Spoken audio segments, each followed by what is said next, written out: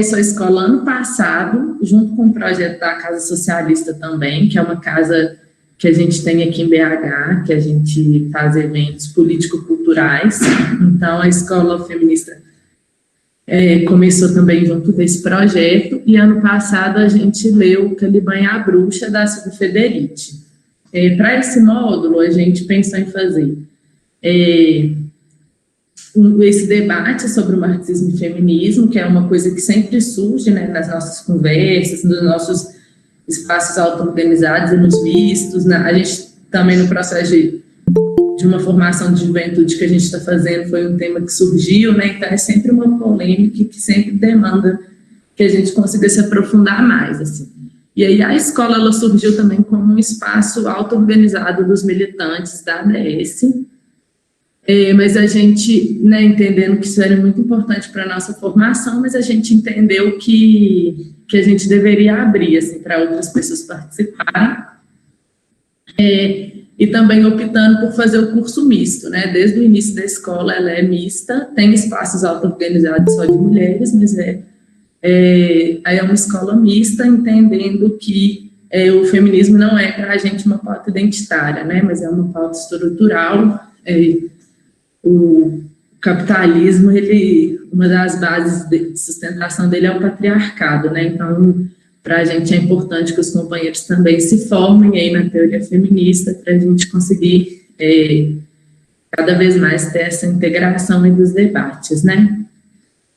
A Maria Auxiliadora Gomes, a Dora, né, uma companheira nossa, que faleceu recentemente em 2018, ela era muito querida, assim, referência para a gente na luta política, na luta feminista, então a gente fez também a escola em homenagem a ela. Então, é um pouco isso que eu queria falar com vocês. Explicando um pouquinho da dinâmica online, acho que muita gente também já está fazendo outras coisas online, então sabe um pouquinho, né? A gente pede para todo mundo deixar os microfones desligados para não ter interferência no áudio. A gente pede também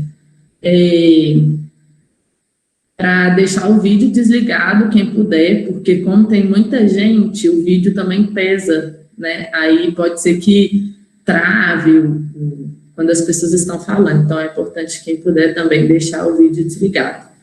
E aí, gente, a dinâmica é o seguinte, hoje a gente está contando aqui com a contribuição da companheira Tatal Godinho, que vai mediar o debate com a gente. Então, ela vai falar com a gente uns 30, 40 minutos, uma exposição dos debates, dos textos que a gente enviou, quem não leu também, né, para a gente conseguir nivelar aí o debate. A partir daí a gente abre para as pessoas se inscreverem. As inscrições vão ser feitas no chat, então é só mandar o nomezinho no chat, eu vou anotando aqui as inscrições e depois vou chamando para as pessoas falarem. E também queria pedir para quem for falar, poder se apresentar antes da fala, né? Porque como somos muitas e muitos, já tem 94 pessoas na sala, não dá para a gente fazer uma roda de apresentação com todo mundo, né? Senão a gente fica aqui horas. E também lembrando que esse primeiro momento da exposição da Tatal a gente vai gravar, porque a gente quer deixar isso aí como registro também, né, para a gente depois conseguir retomar esse debate, mas vai ser só a apresentação dela, depois, na hora do debate, a gente vai encerrar a gravação.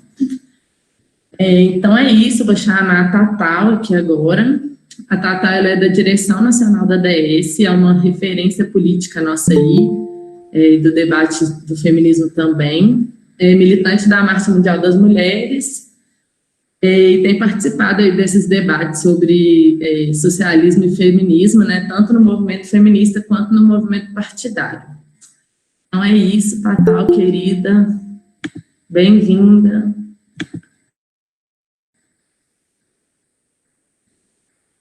Seu áudio está desligado, Tatal. Obrigada, Estela.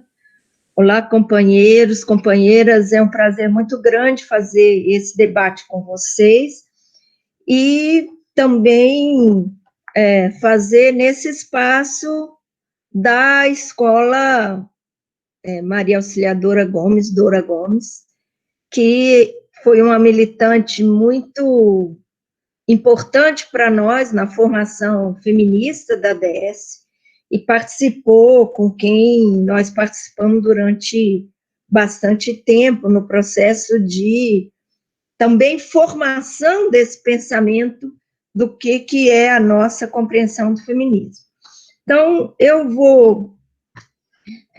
o nosso debate hoje, marxismo e feminismo, eu vou procurar abordar algumas das questões que são os parâmetros do nosso debate sobre marxismo e feminismo, sabendo que existe uma quantidade muito grande de questões para serem elaboradas, organizadas e sistematizadas nesse debate. É uma história de, no mínimo, 150 anos, né? Um pouco mais que isso, que é o tempo do desenvolvimento do marxismo a metade do século XVIII até o nosso momento atual. E, como é um curso, tem continuidade, várias questões serão abordadas posteriormente. Então, é importante dizer isso porque foi uma das coisas que eu aprendi quando a gente faz debates e organiza exposições também, em particular sobre aspectos muito amplos do pensamento político, a gente estabelecer desde o início os limites da exposição, até para que a gente possa, ao longo dela, saber que muitas questões ainda ficam em aberto. Então, a primeira questão que eu queria dizer é que um dos aspectos fundamentais do pensamento marxista é a vinculação entre o processo político, o processo social, a história e a elaboração do pensamento, da teoria, em conjunto com as lutas.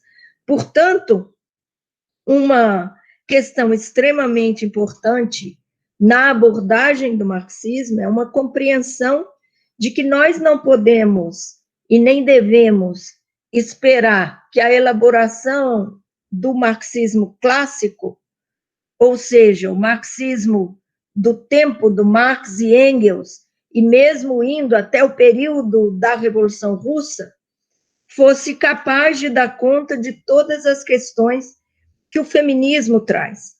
Em parte, porque historicamente são questões que ainda não estavam, vamos dizer assim, amadurecidas suficientemente para aparecerem de forma mais elaborada, e vão aparecer com peso depois dos anos 1960, 1970, 1980, quando nós temos uma ascensão importante do movimento feminista, da organização das mulheres, mas também pelos limites do debate daquela época e os limites do enfoque que esse marxismo clássico abordou. Um aspecto extremamente importante para nós é que a elaboração, o pensamento marxista, o marxismo como um pensamento vivo e que dialoga com a realidade, um dos aspectos fundamentais para nós é exatamente a ideia, e a Silvia Federici aborda isso de uma maneira muito clara, a Frederic Van Tuyl também.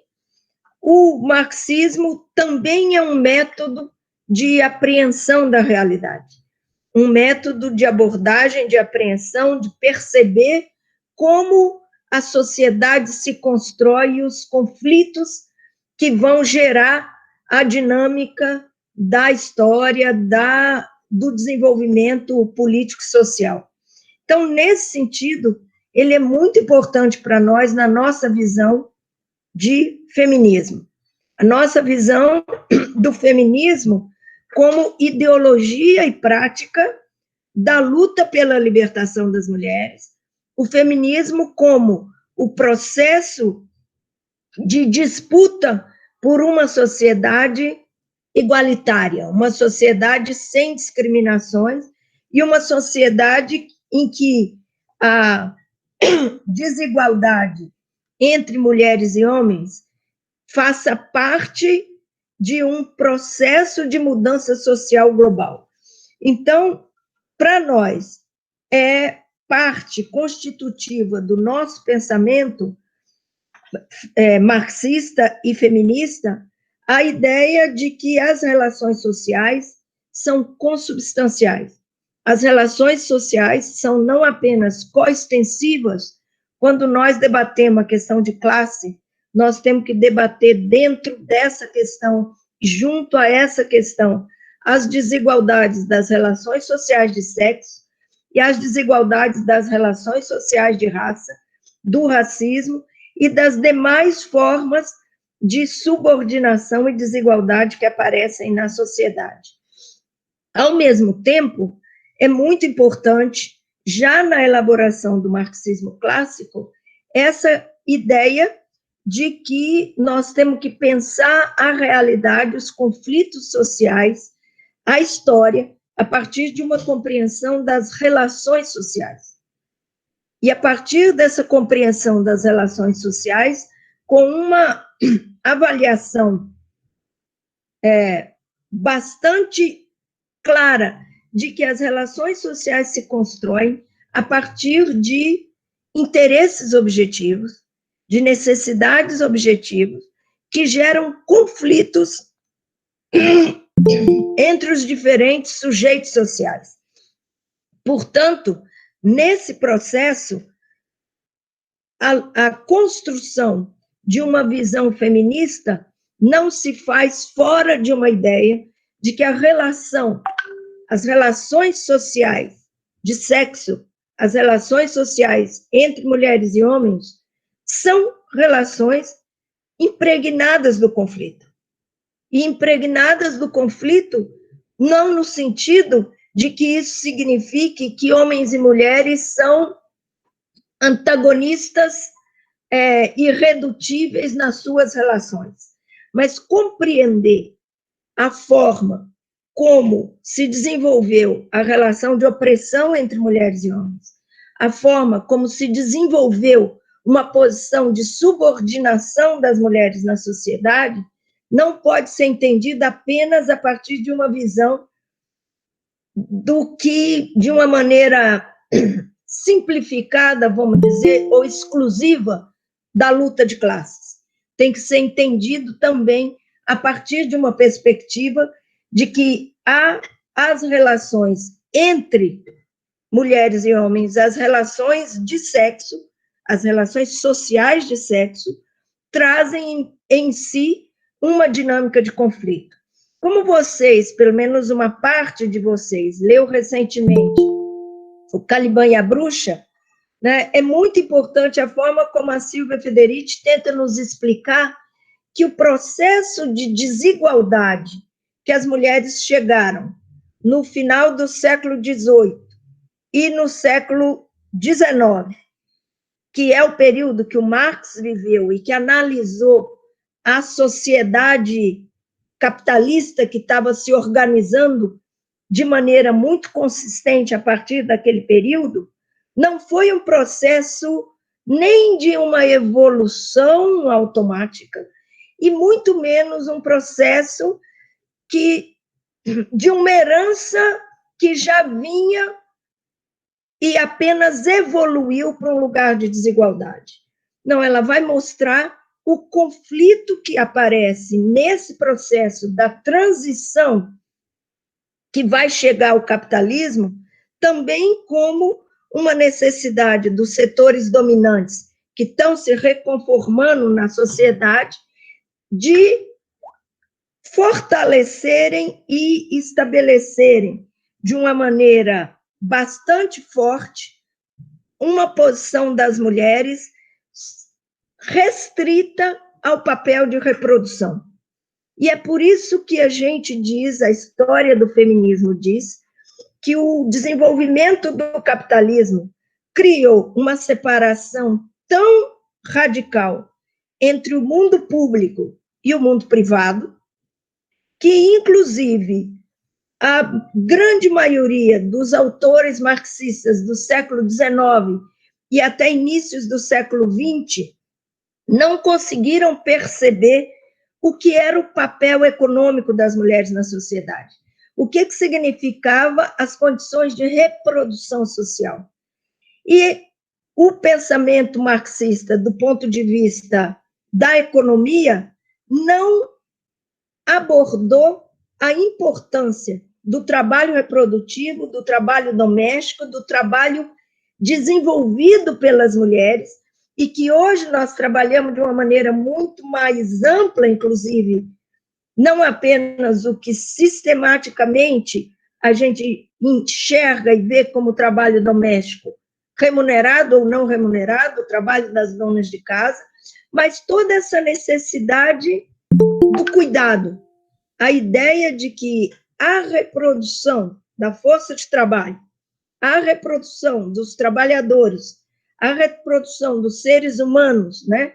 Ou essa reprodução da força de trabalho, como Marx trata no Capital, não dependia exclusivamente dos produtos elaborados pelo próprio mercado, e que isso era o que dava o custo, inclusive, o preço da força de trabalho. Não apenas são produtos, mas são produtos e relações e interação com esses produtos que é feita fundamentalmente pelas mulheres. Então, tem todo um debate muito importante, histórico, e que nos ajuda a compreender melhor essa questão, quando a gente vê que nesta evolução de formação do capitalismo, foi preciso criar uma separação tão forte entre o trabalho produtivo e o trabalho reprodutivo, entre o mundo público e o mundo privado, que a reconfiguração dessas relações consolidadas e cristalizadas na família vai sofrer uma mudança brutal. Se cria um novo sujeito, uma nova relação social em toda a sociedade, com a criação da figura da dona de casa. E essa figura da dona de casa, aparentemente, mostrava as mulheres completamente fora da reprodução. Desculpa, do processo da produção para o mundo público.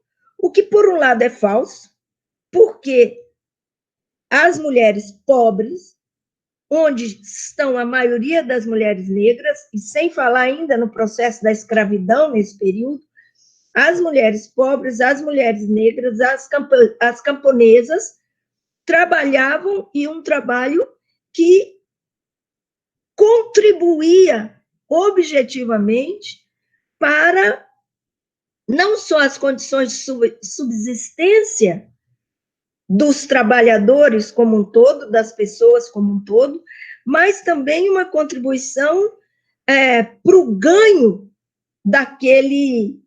daquela família. E entendendo, também é muito importante para nós, o debate que Marx e Engels fizeram, e depois os marxistas, no próprio período da Revolução Russa, né, os bolcheviques fizeram sobre o papel conservador da família tradicional, que fechava as mulheres dentro do espaço familiar, que retirava as mulheres do processo da produção, e que era uma das estacas da reprodução ideológica de valores conservadores. É um debate muito importante para nós. O que nós podemos questionar são dois aspectos. O primeiro, que tanto o marxismo clássico quanto os próprios bolcheviques enxergaram de uma maneira muito... com uma transição que não aconteceu, que seria a ideia de que as pessoas poderiam viver, então, todo esse trabalho realizado na família poderia ser realizado só no espaço público, né? A socialização da reprodução, do trabalho doméstico. E não enxergaram totalmente, porque não enxergaram que esse trabalho era muito mais do que a produção de bens. Ele é um trabalho que envolve o que nós hoje chamamos de cuidado, a socialização das crianças, o cuidado das pessoas idosas, a reprodução cotidiana das energias e da vida, e que não podem ser transferidos automaticamente para uma produção coletiva, e muito menos para o mercado no mundo capitalista. Por isso, no período de Marx, os marxistas, os socialistas, falavam muito no processo de extinção da família. E a família não se extinguiu. A sociedade capitalista, a sociedade burguesa, reconfigurou a família a partir de necessidades de construir um espaço também de reprodução, não apenas de valores, mas dessa reprodução cotidiana econômica dos trabalhadores. E mesmo nos países onde foi feito um processo de revolução que buscou construir uma sociedade socialista, a despeito das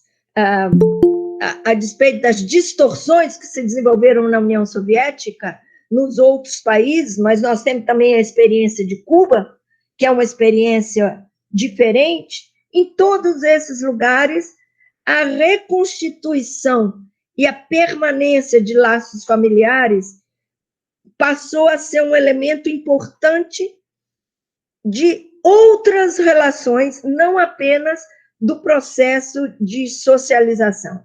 Para simplificar, a gente talvez possa dizer, a Frederic Van Tuyl discute bastante isso.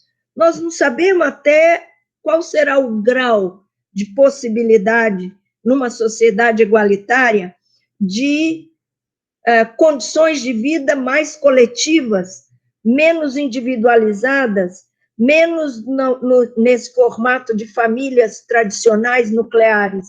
Mas o fato é que esse horizonte para o futuro ainda é um horizonte aberto. E na nossa sociedade, a família se recompôs. E se recompõe com valores muito conservadores.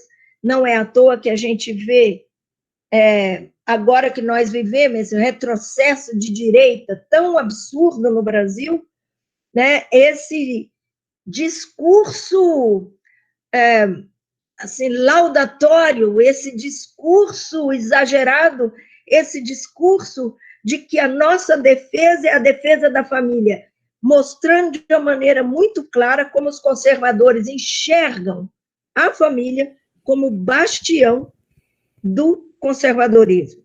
Então, é um elemento importante para a gente debater e perceber que são limitações que não foram pensadas naquele momento e que as respostas não deram conta de todo o processo, porque no debate, por várias razões, mas um dos elementos fundamentais é que no debate econômico, da produção econômica, a elaboração do capital e a preocupação fundamental do Marx e do Engels e da grande maioria dos elaboradores do marxismo posterior a eles, partiu de uma visão do trabalhador da fábrica, do trabalhador masculino, e de uma ideia de que essa coletivização do trabalho na fábrica se espraiaria como absolutamente dominante nas formas de organização do trabalho. Isso, além disso não ter acontecido, esse debate não levou em conta o aspecto também de exaustão dos meios produtivos da natureza, da exaustão do trabalhador, e o próprio capitalismo vai se recompondo, tanto que hoje nós não podemos dizer mais que os capitalistas defendem com toda ênfase, como defendiam naquele momento, a necessidade de organizar uma força de trabalho disciplinada para o trabalho nos lugares coletivos, como a fábrica. O que predomina hoje no discurso capitalista e das classes dominantes, como a gente vê no Brasil e em várias partes do mundo, a ideia do trabalhador autônomo, do trabalhador de si mesmo e não coletivo. Então, eu estou apenas levantando esse exemplo para dizer, as respostas históricas também vão cobrando de nós uma atualização do processo de compreensão de como a exploração se dá. No entanto, com todas essas questões, um elemento fundamental para nós, além dessa explicação da necessidade histórica e de que a construção das relações sociais são históricas, inclusive a construção das relações sociais entre os sexos, das relações de raça, é muito importante também nós trazemos dessa compreensão marxista, dessa compreensão socialista da opressão das mulheres, a questão de que essa opressão tem bases materiais. Ela parte de interesses materiais, de bases materiais que vão se configurando e reconfigurando. Isso é um elemento fundamental, porque no pensamento do marxismo mais ortodoxo e que foi formando a tradição dos partidos comunistas, não só no século XIX, começo do século XX, mas inclusive até mais recentemente, isso significava que a dependência econômica das mulheres precisava ser rompida e a única forma de fazê-lo era colocar as mulheres no mundo do trabalho, levar as mulheres para o espaço público do trabalho. Um aspecto muito importante disso, claro, a autonomia econômica é fundamental para romper com a dependência pessoal, mas isso não é suficiente para romper com essa dependência, porque essa dependência e essa opressão não se vincula exclusivamente a relações de classe e a relações econômicas capitalistas. Ela se vincula também a uma relação patriarcal, a uma relação da dominação dos homens sobre as mulheres e a forma como os homens se apropriam do trabalho produzido pelas mulheres, não apenas no que a Frederic Van Tuyl chama de migalhas de mais-valia, na medida em que os homens têm salários maiores, têm melhores empregos, têm mais benefícios no trabalho, mas também do cotidiano do trabalho doméstico das mulheres. Isso é um elemento muito importante porque isso também significa que na nossa visão materialista, na nossa visão de que a opressão tem uma base material, nós não achamos que nós vamos mudar essas relações de opressão sem mudar o sistema de desigualdade econômica e material da sociedade capitalista. Mas também não achamos, exatamente porque a dominação patriarcal ela está entranhada em todas as relações sociais, também não achamos que automaticamente uma economia socialista imediata, no sentido de socialização dos meios de produção, vai acabar com a desigualdade entre mulheres e homens de uma forma automática. Porque aí nós temos o terceiro aspecto fundamental de como o marxismo é uma parte essencial da nossa visão de mundo feminista, de que isso depende da ação do sujeito. Isso depende da organização das mulheres. A libertação dos oprimidos é resultado de um processo de transformação, de autoconsciência, de auto-organização, de autoemancipação.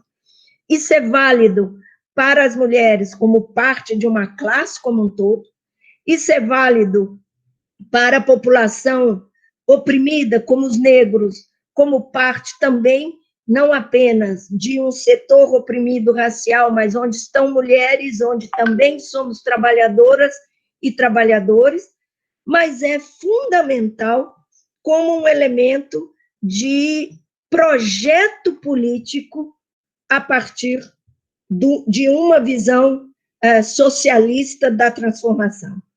Então, para a visão marxista, para a visão do marxismo que nós defendemos, é muito importante o processo de autoemancipação, processo de organização, de construção de um sujeito capaz de colocar sua luta na pauta dos processos de transformação, capaz de dirigir a sua luta para que ela seja parte integrante de um processo de transformação global. E é por isso que, novamente, eu volto à ideia da consubstancialidade das relações sociais.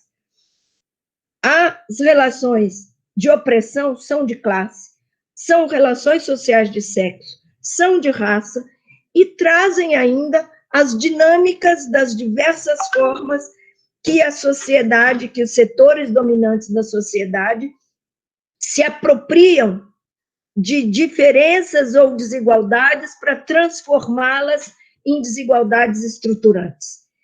Nesse sentido, é que é muito importante a gente retomar a história da luta das mulheres, e vocês vão retomar isso nesse curso aqui mais adiante, da luta das mulheres socialistas, que buscaram e tiveram que discutir com os próprios companheiros dos movimentos, em diversas etapas, o seu direito de auto-organização, a necessidade delas dirigirem sua luta, de terem uma pauta própria.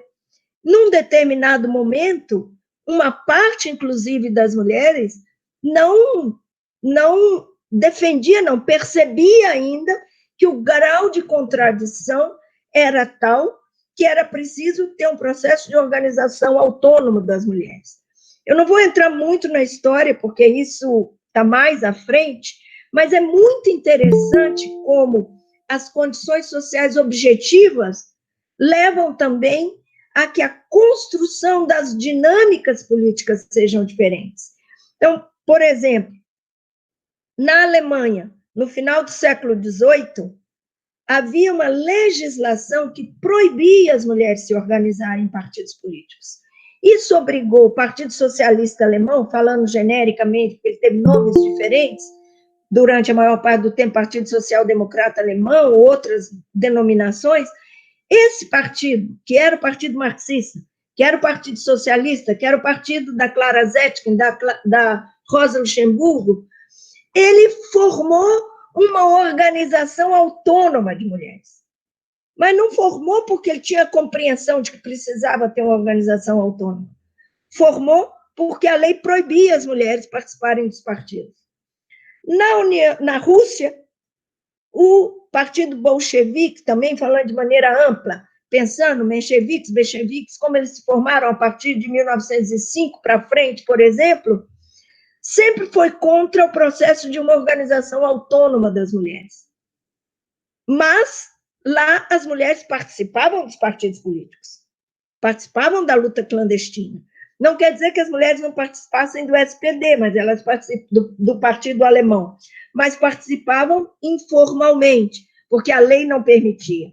O que isso gerou para nós? Historicamente, um movimento de mulheres organizado muito mais forte na Alemanha do que o que existia na Rússia no período da Revolução Russa. Por outro lado, nós temos um debate muito importante e que já aparece nesse período na Rússia, trazido fundamentalmente pela Alexandra Kollontai, que está menos presente nas socialistas alemãs, que é a questão da sexualidade, da autonomia sexual das mulheres, da importância da formação de que a formação do novo homem e da nova mulher também tinha que discutir o privado, tinha que discutir a vida particular de cada um. Então, isso traz uma grandeza, e eu estou dando esses exemplos para mostrar.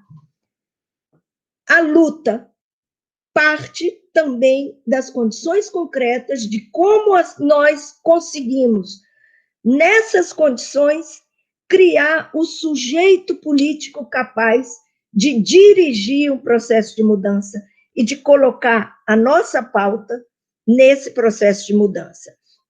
Quando, nos anos 60 e nos anos 70, o feminismo tem um novo desenvolvimento muito forte, muito pesado, muito dinâmico, e já com uma polêmica muito grande com os partidos de esquerda, que estão muito mais fragmentados nesse processo, o debate aparece muitas vezes como uma contraposição entre feminismo e marxismo. As feministas socialistas, que debatiam o marxismo e que se consideravam do marxismo revolucionário, começaram a colocar de uma maneira muito mais explícita, muito mais precisa, porque esse era um debate muito presente no feminismo, quais eram as contradições que era preciso enfocar, que era preciso desenvolver a partir de uma nova visão da igualdade entre mulheres e homens. E essa nova visão levou a debates muito longos sobre o que faltou no pensamento do Marx. Por que a economia marxista não dava conta de entender a opressão e o trabalho das mulheres? Ao mesmo tempo, como isso era possível ou como isso devia ser um elemento capaz de nos ajudar a entender. Aí é importante também nós pensarmos, a nossa tradição, a tradição da democracia socialista, é de um debate de um marxismo crítico, um marxismo aberto, um marxismo que se renova a partir dos temas e da luta trazida pelos sujeitos sociais concretos, e um marxismo que negou o catecismo stalinista, que foi contra a ideia de que existe um dogma na interpretação do marxismo que tornava a palavra dita na sua,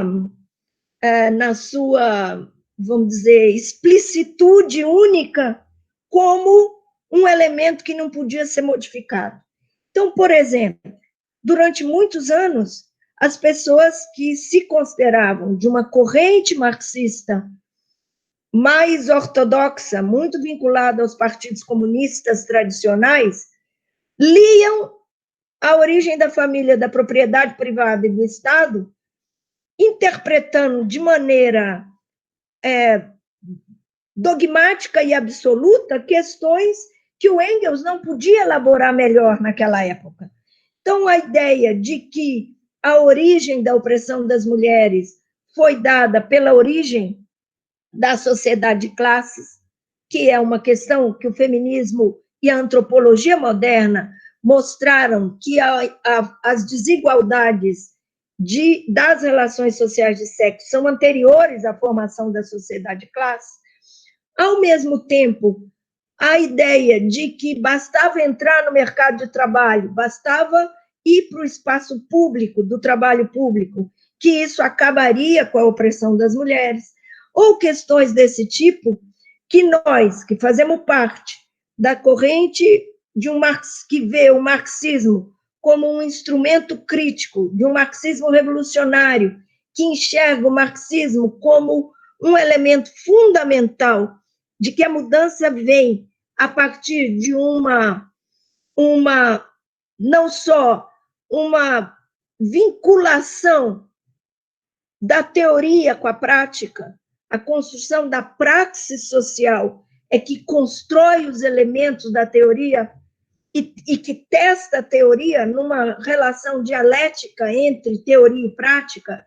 Por outro lado, de que os sujeitos sociais, se os homens, entendidos como seres humanos, são sujeitos da sua história, não é possível uma história sem as mulheres.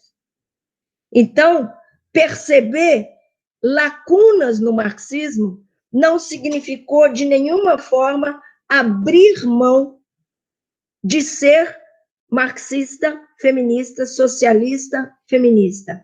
O texto da Nalu retoma isso de uma maneira bastante importante, ao mostrar também que, na medida em que nós passamos a compreender essa integração, essa imbricação das relações de classe, relações sociais de sexo e relações de raça, de uma maneira mais cotidiana, mais real, isso foi possível também pela presença e o debate construído com as mulheres negras, a partir do surgimento, não surgimento, mas a partir das polêmicas, do debate, da interação com a luta antirracista. Isso foi nos permitindo, ao marxismo como um todo, integrar essas diferentes questões de uma maneira que não era vista no século XIX, obviamente, né? Mas, ao mesmo tempo, nós ainda encontramos hoje correntes marxistas que consideram que a desigualdade, a opressão das mulheres como uma luta específica divide a classe. Ora, divide qual classe? Uma classe composta por homens e mulheres. Se existe uma relação de opressão dos homens sobre as mulheres, se nós não trabalharmos as formas de superação dessa opressão, aí sim a classe continuará dividida. Então, é nesse sentido que a nossa visão do marxismo nunca colocou uma perspectiva de que o debate desenvolvido a partir dos anos 60, dos anos 70, e no caso da democracia socialista, final dos anos 70, começo dos anos 80, nós tivemos, vamos dizer assim, a sorte de nos formar como corrente no Brasil, né, a partir de uma experiência que já vinha construindo debates do feminismo em outros lugares, e, portanto, por isso que eu digo nunca, desde o início para nós, essa relação é integrada. Durante muito tempo, havia, inclusive, em diferentes correntes do feminismo, um debate de que, se nós priorizássemos uma militância em partido político, significava que nós estávamos abrindo mão de uma militância feminista. Então, nessa visão de integração, a construção do sujeito e a plataforma do feminismo e a luta do feminismo precisa ser conjugada nas organizações mistas. Precisa ser parte das organizações específicas da classe trabalhadora sindical, por exemplo, dos movimentos sociais populares, não apenas do movimento de mulheres. E, ao mesmo tempo, isso tem que dos partidos políticos da esquerda. Mas, ao mesmo tempo, isso tem que se combinar com uma construção autônoma deste sujeito, que são as mulheres como sujeito da sua própria luta. Então, compreender essas relações que nós não podemos, na dimensão da vida social, trabalhar em separado essas dimensões, não significa, de maneira nenhuma, que nós não temos contradições no processo de elaboração. Claro que temos. E um dos processos importantes do desenvolvimento desta separação entre produção e reprodução, da forma como os homens se apropriam dos frutos do trabalho das mulheres, o trabalho pago e o trabalho não pago, né? Da forma como se naturalizou esse trabalho das mulheres, esse trabalho cotidiano, isso também reverteu em questões que se tornaram muito importantes para que a gente conseguisse explicar. Por que na classe trabalhadora a violência sexual, a violência de gênero é tão forte em relação às mulheres? E aqui não estou comparando se na burguesia é mais forte ou menos forte, considerando que o Marx via a classe trabalhadora como portadora de um futuro de igualdade para todos, ele não enxergava essas contradições como parte importante das contradições e conflitos existentes dentro da classe. Cabe a nós enxergar e buscar formas de solucionar, buscar formas de romper com essas contradições. E, por isso, é muito importante a gente pensar que as mulheres, a organização das mulheres, não vai partir de um processo natural, assim como a da classe trabalhadora não parte. Você pode ter, claro, e vamos ter mobilizações e processos de organização que vêm da luta espontânea. E elas são muito importantes e são muito fortes. Mas construir como um sujeito coletivo é um passo a mais que nós precisamos fazer. Eu entro aí na última questão que eu quero enfatizar, terminando, que é a nossa visão, portanto, de que a transformação tem que ser global, tem que ser sistêmica, pressupõe o processo de organização das mulheres em processos de luta. E, por isso, para nós, feminismo não pode estar distanciado, não existem dois movimentos, um movimento feminista e um movimento de mulheres. Ou as mulheres são sujeito da sua própria luta e desenvolvem a sua consciência a partir dessa concepção da praxis social, que é a nossa prática, a prática das mulheres, do conjunto das mulheres, forma dinâmicas de mudança de consciência, e as formas e as dinâmicas de consciência formam também a sua mudança na prática. Então, eu termino aqui dizendo que é muito positivo, como disse a Estela no início, essa retomada do interesse do marxismo e do feminismo, e que, para nós, retomar essa história é um elemento fundamental, porque durante muito tempo foi, dentro do movimento feminista, havia, e ainda continua havendo, né, um rechaço muito grande à ideia de que o pensamento da esquerda, o pensamento socialista, o marxismo tem muito a contribuir para a nossa visão de feminismo e para a nossa construção de uma estratégia feminista. Muito obrigada. Gente, muito obrigada, Tatal. Foi incrível a sua contribuição. Acho que tem muitos elementos aí para a gente